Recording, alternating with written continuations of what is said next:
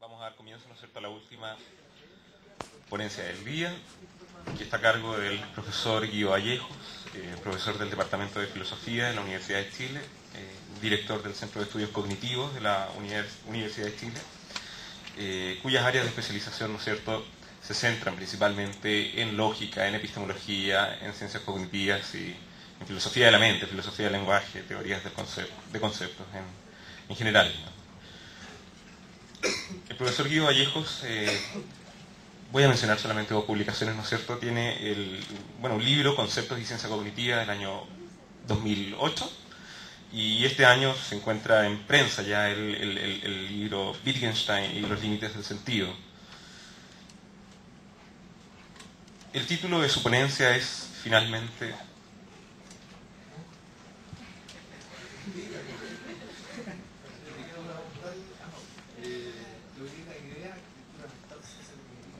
Teoría de las ideas, arquitectura mental y ciencia cognitiva.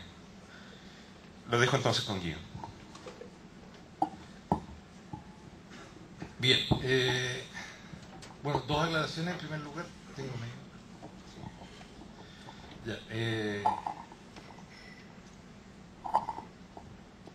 La primera, que gran parte de lo que voy a decir aquí emergió o ha emergido durante el tiempo, de forma algo forzosa quizás, de conversaciones que he tenido con Cristian Soto. Él de hecho tiene una traducción no publicada de uno de los libros que voy a considerar acá, que es el libro de Ford del 2004, que es Human Variations.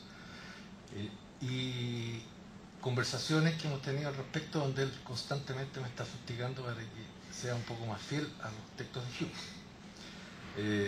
Lo que no estoy en absoluto seguro si lo logró o no.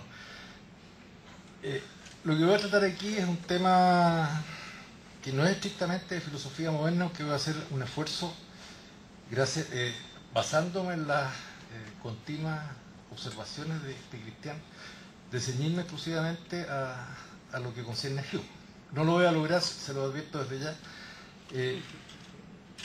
ya que el tema aquí es un poco examinar la teoría de las ideas, o examinar más bien la actualidad de la teoría de las ideas dentro de la ciencia cognitiva, y más específicamente en lo que concierne a las arquitecturas cognitivas. Las arquitecturas cognitivas establecen, ¿en qué consisten? No son hipótesis científicas propiamente tal, sino que establecen los elementos, las clases de elementos, los tipos de procesos que hay entre esos elementos, de un diseño de la mente. Y tienen que establecerlo con uno de los criterios que hay que satisfacer allí es que esa arquitectura pueda permitir, pueda servir de base, mejor dicho, para formular hipótesis científicas que puedan ser confirmadas sobre bases experimentales. Hay bastantes ejemplos en la literatura.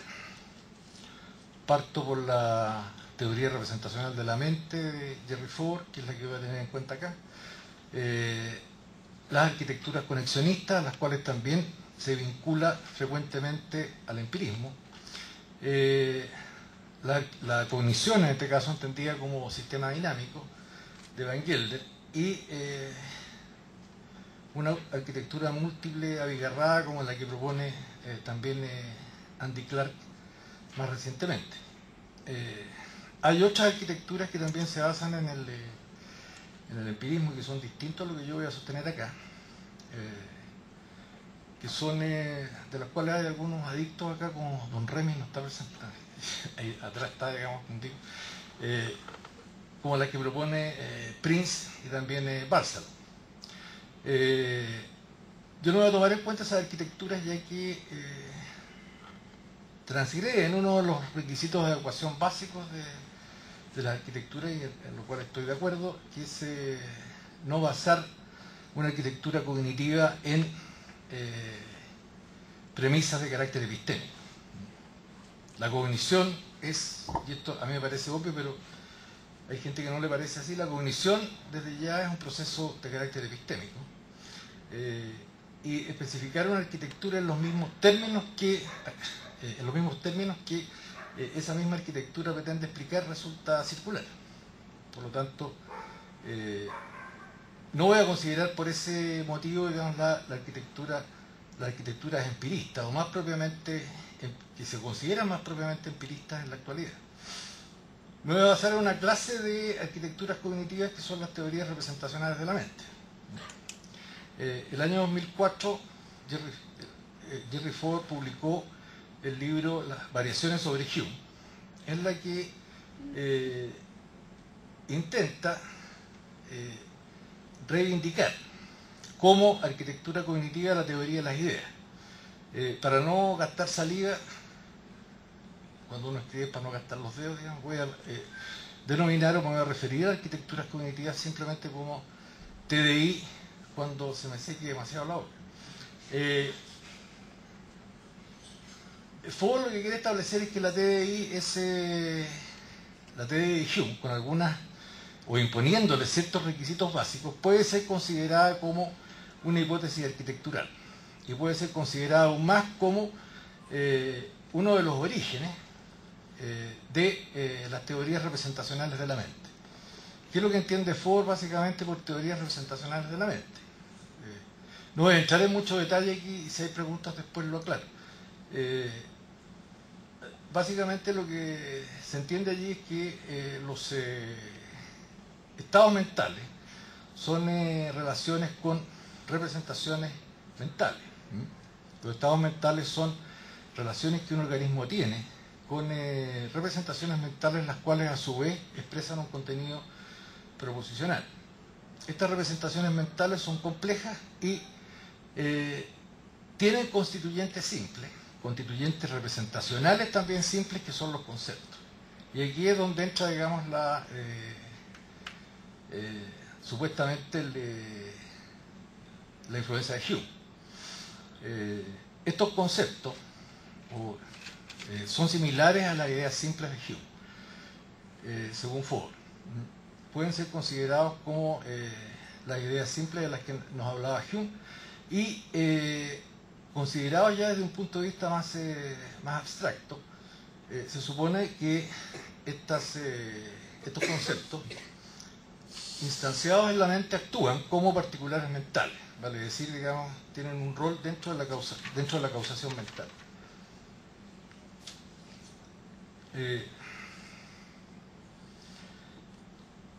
Eso es gruesamente la teoría representacional de la mente. Hay un montón de ideas que constituyen esta teoría. En un principio eran solamente 2, ahora ya van en 9. Pero no me voy a referir a ellos porque sería en este caso irrelevante. Solamente me voy a basar, digamos, en las ideas como elementos básicos, las ideas como particulares mentales, vale decir, como elementos que entran en relaciones de causación dentro de la mente, como elementos básicos arquitecturales. Una vez dicho esto, me permito exponer algunas restricciones que Ford pone para las arquitecturas cognitivas, de las cuales ya mencioné una. Una de las restricciones es que la arquitectura cognitiva no contemple, como ya dije, premisas de carácter epistémico. La otra, ¿no es cierto?, es que en este caso, digamos, sus elementos básicos, o a partir de sus elementos básicos, puedan establecerse, eso pueda dar paulo, digamos, sobre la base de su individuación, a individuar esos elementos simples sobre la base de sus poderes causales. Ahora, bajo esas restricciones, y aquí voy a abreviar un poco lo que tenía escrito, bajo esas restricciones, Hume, o la teoría de las ideas de Hume, en este caso, digamos, habría que considerarla como independiente de su empirismo. Esta obviamente es una premisa problemática. Sin embargo, no hace, como lo establece Ford, mayor daño a la teoría de las ideas considerada como una teoría representacional. ¿Qué sucede si nos quedamos, ¿no es cierto?, con la teoría de las ideas sin empirismo? Yo creo que Francisco se refirió ya más o menos para no poner, digamos, demasiado lo de Hume. Básicamente la teoría de las ideas de Hume, ¿qué es lo que plantea? Muy gruesamente y en sus elementos básicos. Lo que plantea es que los pensamientos están constituidos por ideas. Las ideas, a su vez, son copias de impresiones sensibles. Y las impresiones sensibles, en este caso, digamos, son lo que constituyen lo que uno podría llamar bien gruesamente la experiencia. Ahora, la relación entre... Bueno, toda idea, en este caso, debe tener su origen en impresiones, en impresiones sensoriales. El problema aquí, digamos, que uno considere que se satisface o que uno puede satisfacer el requisito de suprimir el empirismo, queda todavía si uno mantiene la dupla entre ideas e impresiones. Una manera, digamos, ¿por qué? Porque las impresiones siguen siendo, en este caso, el punto inicial, digamos, para que uno pueda pasar a considerar las ideas en tanto concepto. Si uno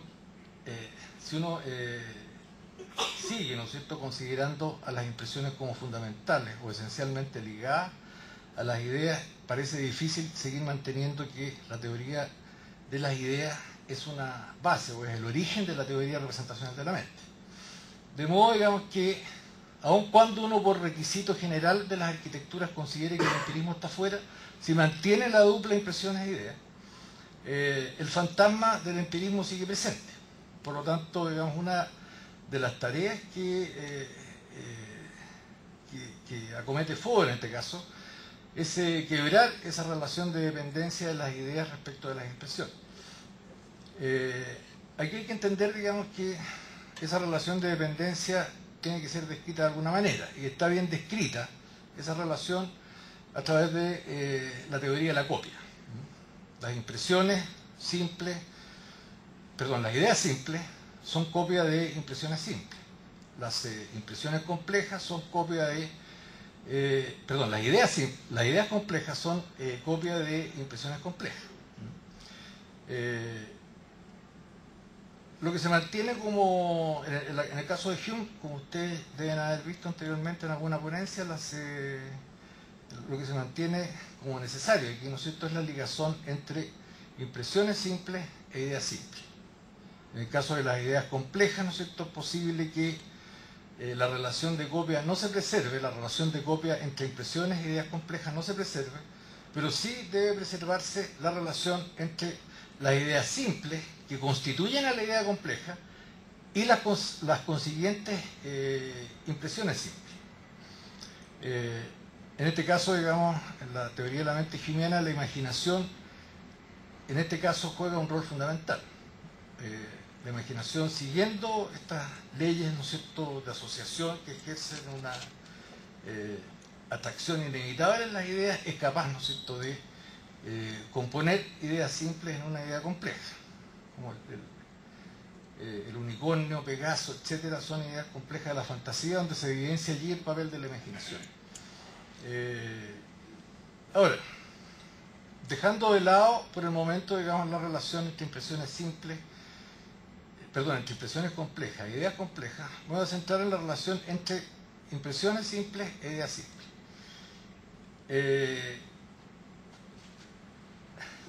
Yo con esto de la simpleza y de la complejidad me estoy enredando demasiado. Lo dije al revés. Dejando de lado la relación entre ideas simples e impresiones simples, por el momento, me voy a concentrar en la relación entre impresiones complejas e ideas complejas. Y voy a, en este caso, relatar, porque no voy a aportar mucho, digamos, más que el mero resumen, la argumentación de Ford al respecto. La argumentación de Ford es que esa relación de copia no puede preservarse por cuestiones de carácter estructural. La impresión tiene un carácter icónico, no determinado, y por no determinado, digamos, estoy más bien diciendo, digamos, que puede recibir muchas determinaciones posibles. En tanto, la idea compleja sí posee una determinación. En consecuencia, y esta es la argumentación de Ford, a través de algunos ejemplos, digamos, que él deriva de la psicología, no sería posible, digamos, en este caso, preservar el principio de la copia entre impresiones complejas e ideas complejas, por una cuestión meramente, en este caso, estructural. Ahora, si se considera, digamos, la relación entre impresiones simples e ideas simples, aquí la cuestión atañe más bien al contenido de esas ideas. Al contenido de esas ideas y la relación causal que hay entre ellas. ¿Qué contenido en este caso tendrían las impresiones? Las impresiones aparentemente se caracterizarían por su contenido no conceptual. O sea, lo que sea el contenido no conceptual, a pesar de que hay admiradores del contenido no conceptual, no lo voy a definir aquí. No es necesario tampoco que lo defina. Bueno, las impresiones simples, digamos, tienen un contenido no conceptual.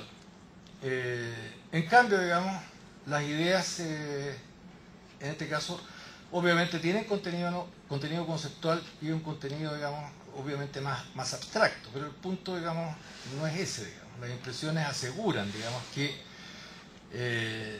la experiencia sea, digamos, de algo.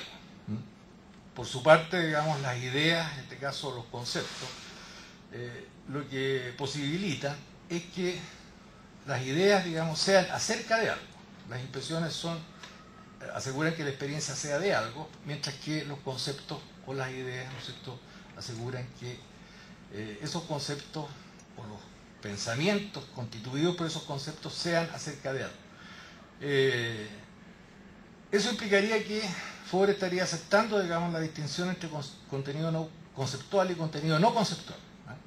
Pero él tampoco acepta, y esto se me ocurrió recién porque Rodrigo tuvo la mala idea de decirme en qué se iba a basar su objeción.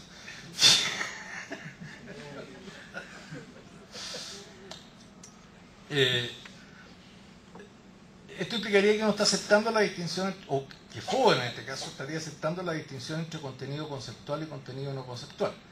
Pero de hecho, digamos, él dice que no la acepta. O por lo menos no tiene buenas razones para hacerlo. Y las buenas razones para no hacerlo las encuentra en ejemplos de la psicología cognitiva, creo que de los años 80, porque ya está, según lo ve la Don Remy, ya está un poco atrasado, digamos, en cuanto a la evidencia experimental.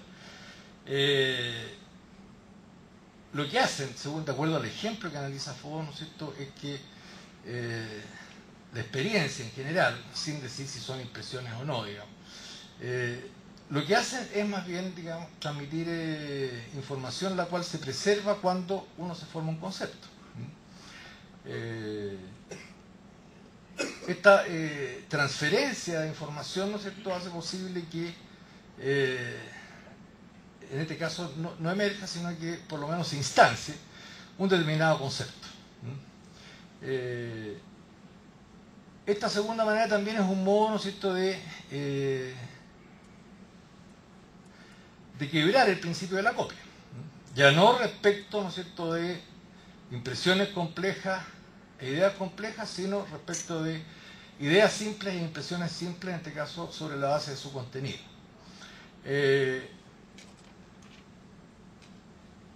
Bien.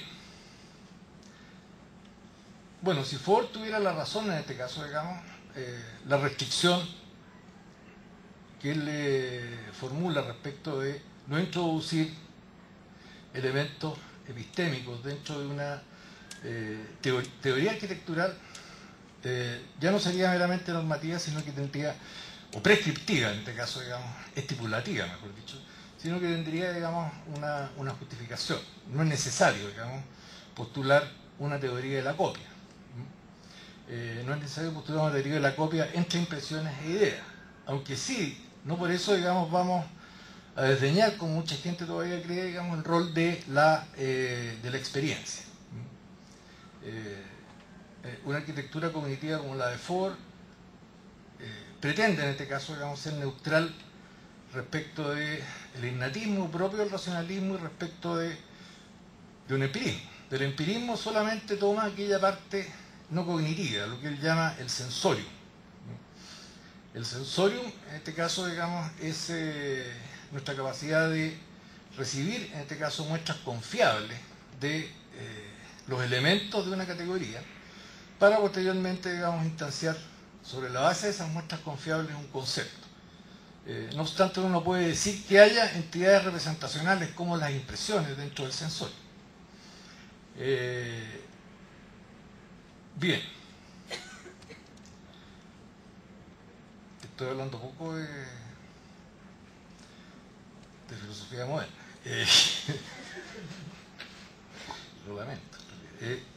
Perdón. Bien.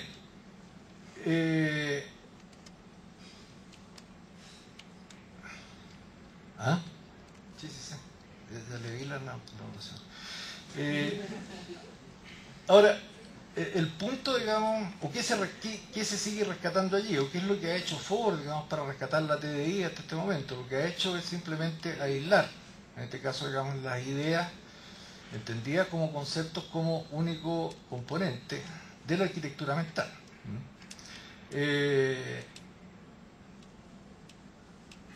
Hay diferencias también entre Ford y Hume respecto de las relaciones de causación. Las relaciones de causación mental, en el caso de Hume, son básicamente asociativas. La asociación puede ser concebida como una relación de causación, pero una relación de causación es más bien peculiar. Si uno lo toma, digamos, desde el punto de vista que lo toma Hume. Tomemos en cuenta, por ejemplo, la idea de causalidad. O sea, sobre la base, ¿no es cierto?, de tener la costumbre de percibir ciertas impresiones de las cuales tenemos ideas, una cierta relación de contigüidad espacial y de sucesión temporal, por la costumbre, ¿no es cierto?, llegamos a establecer que allí hay una conexión, ficticiamente, que hay una conexión necesaria, conexión que no se encuentra, digamos, si uno se remite al principio del empirismo. Pero el hecho es, ¿no es cierto?, que la relación de causación da una determinada impresión, y dado que uno supuestamente en algún lado tiene que tener esa, o de algún lado surge, digamos, o emerge la costumbre, a partir de esa determinada impresión uno es capaz de, en este caso, predecir cuál es la causa probable, digamos, o que esa impresión es la causa probable de un determinado efecto.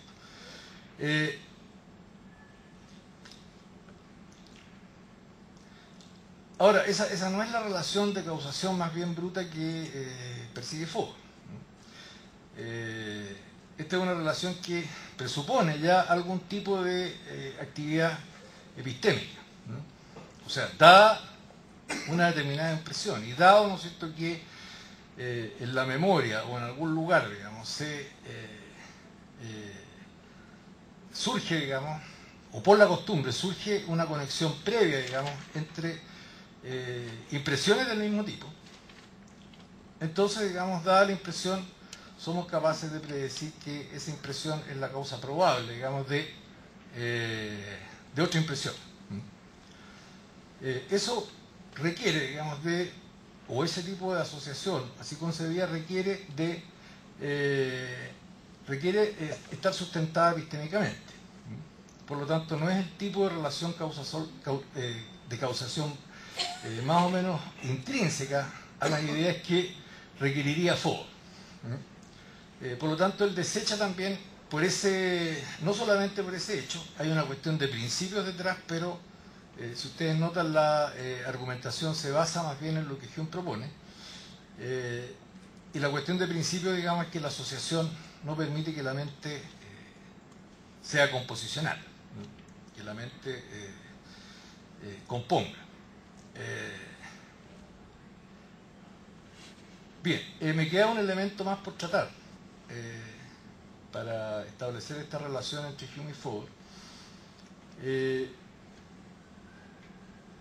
Y ese elemento, digamos,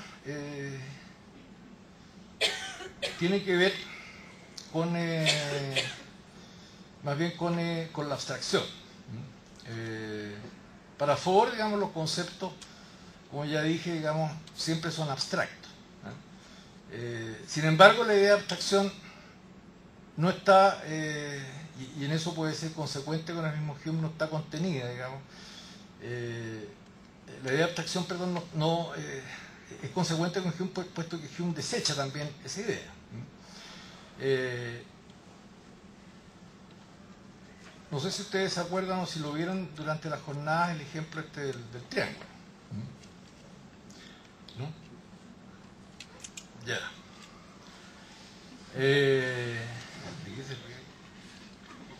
No, el ejemplo del triángulo, pongan el ejemplo o el ejemplo de un caballo, que es el ejemplo que tenía yo acá, digamos. Para Hume no existe, digamos, la idea abstracta caballo. En consecuencia, si uno lo lleva, digamos, al plano de la arquitectura mental de Foucault, digamos, no hay en el desde la teoría de Hume, digamos, no es posible afirmar que uno tenga el concepto caballo. Lo que hay, digamos, son más bien palabras o ítems léxicos del lenguaje que nosotros por conveniencia usamos, digamos, para para designar, ¿no es cierto?, ciertas ideas particulares, porque todas las impresiones e ideas son solamente particulares, y sobre esa base, digamos, la mente evoca otras ideas particulares que tienen propiedades semejantes. Para Hume resulta absurdo, digamos, que alguien pueda tener la idea, ¿no es cierto?, de triángulo, la idea de caballo en general, o la idea de hombre en general. Siempre tenemos, ¿no es cierto?, ideas particulares. Cuando nos referimos a un caballo es Rocinante, o es Bucéfalo, o Pegaso, o lo que sea. Claro que Pegaso en este caso tiene alas, así que mejor no dejarlo fuera. Cuando nos referimos a hombre, cuando proferimos, digamos, la palabra hombre, en este caso lo que tenemos en la mente es una idea de Juan, o de Pedro, o de Diego. Pero no tenemos la idea, digamos, de ningún... Es absurdo considerar que la idea que tenemos en la cabeza es sobre ningún hombre en particular, y a la vez, digamos, de todos los hombres. Ahora, allí, digamos, hay una disonancia entre la teoría representacional de la mente y también lo que Hume plantea. Mientras que en la teoría representacional de la mente hay solamente, o hay conceptos como caballo, digamos, que se instancian con cualquier muestra confiable de caballo que uno tenga, y donde no nos representamos estrictamente Rocinante, para este caso, sino que lo que tenemos en este caso es la instanciación de un concepto que cubre, en este caso, a Rocinante. En el caso de Hume, digamos, ese tipo de ideas no es considerada como absurda. Ahora, la salida de este problema, yo aún, digamos, no la tengo muy clara desde el punto de vista de Foucault. No sé si esto pueda, digamos, representar un verdadero problema, digamos, para la TRM, pero como se me acaba el tiempo... Ya. Prefiero dejar la comparación entre las dos teorías hasta acá y referirme a algunos puntos generales. El primer punto general, digamos, es que parece significativo. No solamente parece significativo en el caso de Hume, digamos, que pueda ser considerado, como dicen en el fútbol y la política, un referente, digamos, para la ciencia cognitiva contemporánea, no solamente las hipótesis arquitecturales ligadas más a evidencia experimental, sino también a las hipótesis arquitecturales que, como la de Ford, son de naturaleza más filosófica. de naturaleza más filosófica, porque de alguna manera, digamos, allí se juegan algunos puntos esenciales respecto de cuáles son las propiedades constitutivas de lo mental. Y esto no solamente, como hemos podido verificar con don Cristian y antes también con la maestra Iberbenzi, aprovecho de acordarme en este momento, respecto de otros filósofos modernos también. Esto quizás tenga que ver con la preocupación de los filósofos modernos por justificar el conocimiento sobre la base, ¿no es cierto?, de el alcance y los límites de nuestras capacidades mentales humanas.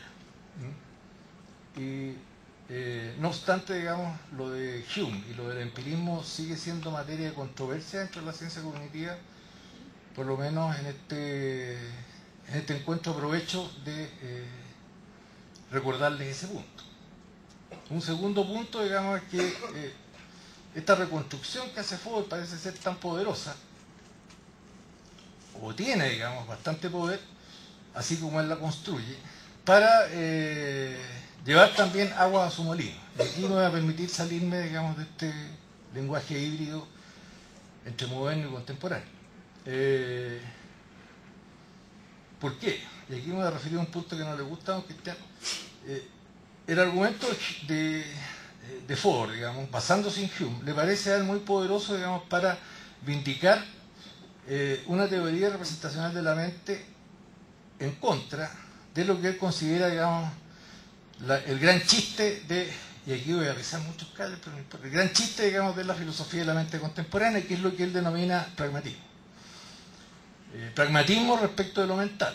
El pragmatismo respecto de lo mental, ¿no es cierto?, contrariamente a lo que, según Ford, y según yo, digamos,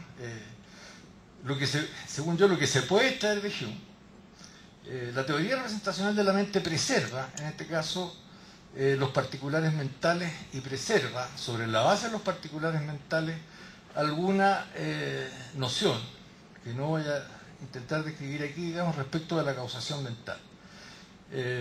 La individuación de los estados mentales sobre la base de particulares mentales nos lleva inevitablemente a postular algún tipo de noción de causación mental.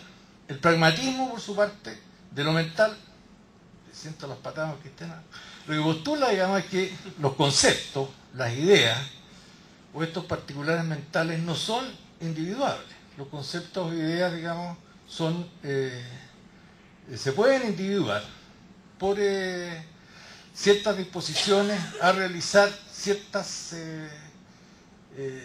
tipo de inferencias y a manifestarse en última instancia en la conducta.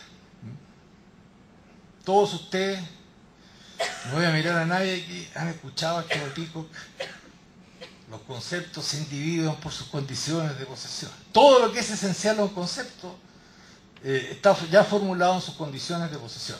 El que algo sea un concepto depende intrínsecamente, en este caso, de las condiciones que debe satisfacer aquel que lo posea.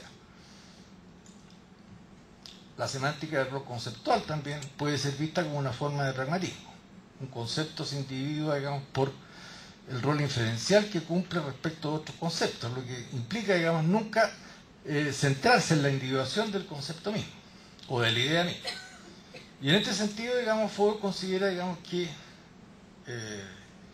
Hume, considerado como él lo considera,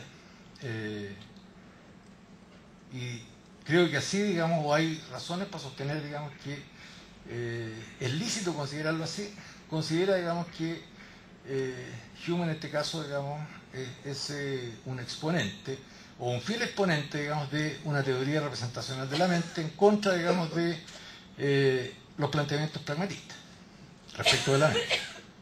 ¿Ya? Sí.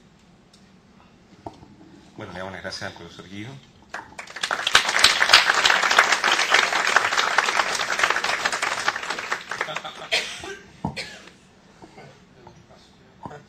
Bueno, y damos paso entonces al comentario del profesor Rodrigo González. Bueno, yo preparé un breve texto de esta exposición del profesor Vallejo, que mutó en el camino y por suerte no varió grandemente en cuanto a su contenido, sí al título, sin el título porque era Hume en la filosofía de la mente, teoría empirista de la actividad mental. Ahora me salió con otra cosa, pero bueno. En su interesante exposición, el profesor Vallejos ha presentado un tema central de la ciencia cognitiva, a saber, las arquitecturas cognitivas que no constituyen hipótesis científicas propiamente tales al caracterizar la naturaleza de lo mental. De ahí el preponderante papel que le cabe a la filosofía y a la formulación de teorías con consecuencias para la psicología de base empírica. Es ciertamente pertinente la precisión que hace el profesor Vallejos con respecto a cómo, a pesar de que las arquitecturas cognitivas no tienen raigambre empírica, sirven de sustento para proponer teorías psicológicas sobre bases experimentales, las cuales, de una u otra forma, deberían tender a confirmar el modelo de arquitectura mental propuesto desde la filosofía. Dichas arquitecturas, a su vez, proponen de qué cosa está compuesta la mente o qué facultades y procesos resultan esenciales para caracterizar la cognición. En consecuencia, las arquitecturas no tendrían corroboración directa en la experiencia, pero sí las teorías psicológicas que se derivan a partir de ellas. Una primera cuestión que llama la atención entonces sobre qué bases se establecen los componentes y facultades de la mente y cuál es la relación entre estos. Tal inquietud ciertamente no parece superflua, sobre todo si en una arquitectura mental determinada se deja fuera una facultad psicológica constantemente vapuleada por su supuesta poca confiabilidad epistémica, a saber, la introspección. Aquí me van a empezar a llegar para atrás. Esta, como se sabe, aunque no desempeñaría ningún papel interesante para la cognición inteligente según el modelo computacionalista de la mente, al que escriben Fodor y el profesor Vallejo, con la conocida TRM, es crucial cuando se trata con el problema de las impresiones sensibles, las cuales constituyen un aspecto fundamental del empirismo humeano, problema al cual vuelvo a referirme más adelante. De hecho, el profesor Vallejos enfatiza cómo la caracterización de las cuestiones sustantivas respecto a la mente cognitiva es lo realmente trascendente acerca de las arquitecturas cognitivas, y también cómo la evidencia argumentativa que puede aportarse en relación con, comillas, las propiedades de los elementos y procesos de esa arquitectura constitutiva de la mente cognitiva, cierre comillas, es de naturaleza trascendental. Asimismo, el profesor Vallejo, siguiendo de cerca los pasos de Fodor, explora las consecuencias de una teoría arquitectural específica con implicancias filosóficas, a saber, la teoría representacional de la mente o TRM, la que supuestamente tendría su origen histórico en la filosofía de David Hume, si entendió bien. Esta se caracteriza como una teoría de las ideas, o TDI, en contraposición a la TRM. La primera sería una predecesora natural de la última, si entiendo bien lo que afirma la dupla Fodor-Vallejo. Sin embargo, uno de los aspectos que parece relevante y que no puede soslayarse la TDI es que mediante esta, Hume también intenta establecer los límites del conocimiento y proponer las bases generales de la naturaleza humana. La influencia newtoniana con el no finjo hipótesis, o la actitud escéptica y algo cáustica en contra de la metafísica de no proponer hipótesis por necesidad si éstas no tienen sustento alguno en la experiencia, es patente. Queda claro entonces que contravenir este principio lleva a postular entidades y poderes ocultos que no son accesibles empíricamente. Por lo mismo, la filosofía debe restringirse al ámbito empírico y deben regir las facultades de la razón cuando se examinan enunciados de ideas y el ámbito de la experiencia cuando se analizan enunciados acerca de cuestiones de hecho. Por otra parte, es importante señalar que la filosofía de Hume sin duda pasó a la posteridad por su notable y polémica teoría de las ideas, la que se aboca en lo principal al origen del conocimiento. Puesto de una manera simple y centrándose en los aspectos más relevantes de su empirismo radical, Hume argumenta que todos los materiales del pensamiento provienen de las sensaciones o de la reflexión y que el poder de la mente está finalmente confinado a, comillas, componer, transportar, argumentar y disminuir los materiales que nos proporcionan la experiencia y los sentidos, cierre comillas. La fuerza y la vivacidad son los dos elementos que permiten distinguir ideas e impresiones sensibles, pues las primeras son percepciones febles y derivadas de las segundas. De esta forma, Hume sienta las bases de los juicios con contenido cognitivo, pues aquello que va más allá de lo empírico se aventura hacia los fangosos territorios de la metafísica y la superchería. Incluso, afirma Hume, las ideas complejas son formadas mediante la imaginación, la que recombina elementos más simples tomados de la experiencia y cuyos materiales no son más que puras impresiones sensibles. Las ideas, en último término, son copias de las impresiones sensibles, cuestión que se ha denominado el principio de la copia. La evidencia que tenemos de este es que cualquier idea, por ejemplo, la de calor, se origina en la sensación que tenemos del calor. Un argumento que ha sido visto como refutatorio a lo anterior es, paradójicamente, el propio ejemplo de Hume acerca del tono faltante del azul. Un experimento mental en el que se plantea la posibilidad de que una persona que ha vivido 30 años disfrutando de los colores jamás haya percibido un tono particular de azul. ¿Qué pasaría si dicho tono estuviese en una paleta de colores y figurase en todos los tonos salvo ese? Aunque según Hume, esta persona percibiría una suerte de brecha entre el tono predecesor y el antecesor de azul, la persona sería capaz de imaginarse el tono faltante. Dicho contraejemplo, basado en la imaginación, ha sido visto por algunos como refutatorio del principio de la copia. No obstante, el ejemplo del tono faltante del azul indica más bien que imaginar tal tono solo es posible si y solo si la facultad de imaginar ha tenido las impresiones sensibles correspondientes al resto de los tonos de azul para así poder concebir el tono faltante. Solo así se puede realizar la operación de recombinación adecuada para parchar la paleta de colores mediante la facultad de la imaginación.